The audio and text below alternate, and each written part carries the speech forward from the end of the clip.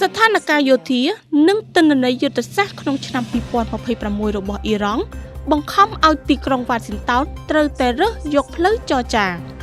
ផ្អែកលើការវិវត្តចុងក្រោយនៃស្ថានភាពយោធានិងទិន្នន័យយុទ្ធសាស្ត្រក្នុងឆ្នាំ2026នេះ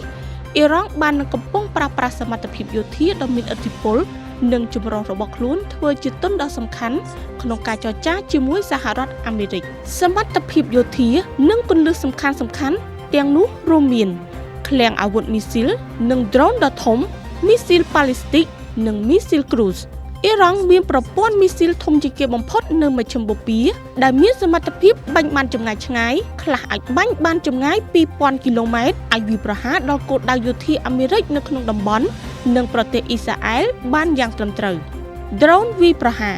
បច្ចេកវិទ្យាដ្រូនរបស់អ៊ីរ៉ង់បានបង្ហាញពីប្រសិទ្ធភាពខ្ពស់ក្នុងការទម្លុះប្រព័ន្ធការពារអាកាសសមត្ថភាពផលិតនិងប្រើប្រាស់ដ្រូនក្នុងបរិមាណដ៏ច្រើនគឺជាឧបករណ៍គំរាមកំហែងដ៏មានឥទ្ធិពលមួយក្នុងដៃរបស់ទីក្រុងតេហេរ៉ង់សមត្ថភាពបិទគប់ច្រកសមុទ្រយុទ្ធសាស្ត្រច្រកសមុទ្រហូម៉ូសនេះជាអាវុធសេដ្ឋកិច្ចនិងយោធាដ៏សំខាន់បំផុតរបស់អ៊ីរ៉ង់មានសមត្ថភាពរំខានឬបិទគប់ការដឹកជញ្ជូនប្រេងតាមច្រកសមុទ្រយុទ្ធសាស្ត្រមួយនេះតាមរយៈការប្រើប្រាស់មីស៊ីលប្រឆាំងនា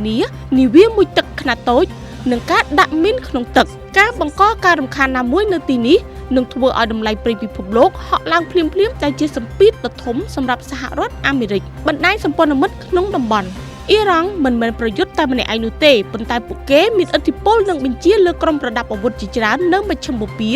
រួមមានក្រុម Hezbollah នៅលីបង់ក្រុមសកម្មប្រយុទ្ធនៅអ៊ីរ៉ាក់និងស៊ីរីយ៉ាក៏ដូចជាក្រុម Houthi នៅយេម៉ែនបណ្ដាញទាំងនេះអាចបើកការវាយប្រហារលើផលប្រយោជន៍របស់អាមេរិកនិងសម្ព័ន្ធមិត្តពីគ្រប់ទិសទីប្រសិនបើការចរចាមិនទទួលបានលទ្ធផល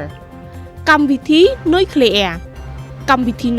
រនិងសមត្ថភាពចម្រាញ់អ៊ុយរ៉ាញ៉ូមបើទោះបីជាអ៊ីរ៉ង់តែងតែបដិសេធថាខ្លួនមិនមានបំណងផលិតអាវុធនុយក្លេអ៊ែរក៏ដោយក៏ប៉ុន្តែបច្ចុប្បន្នអ៊ីរ៉ង់មានបច្ចេកវិទ្យាជឿនលឿននិងមានស្តុកទុកអ៊ុយរ៉ាញ៉ូមចម្រាញ់កម្រិតខ្ពស់រួចជាស្រេច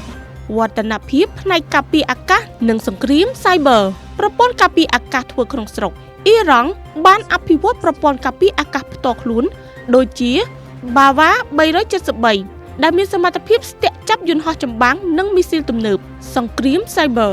សមត្ថភាពវាយប្រហារតាមប្រព័ន្ធអ៊ីនធឺណិតរបស់អ៊ីរ៉ង់បានរីកចម្រើនយ៉ាងខ្លាំងដែលអាចបង្កការរំខានដល់ហេដ្ឋារចនាសម្ព័ន្ធសំខាន់ៗរបស់គូប្រជែង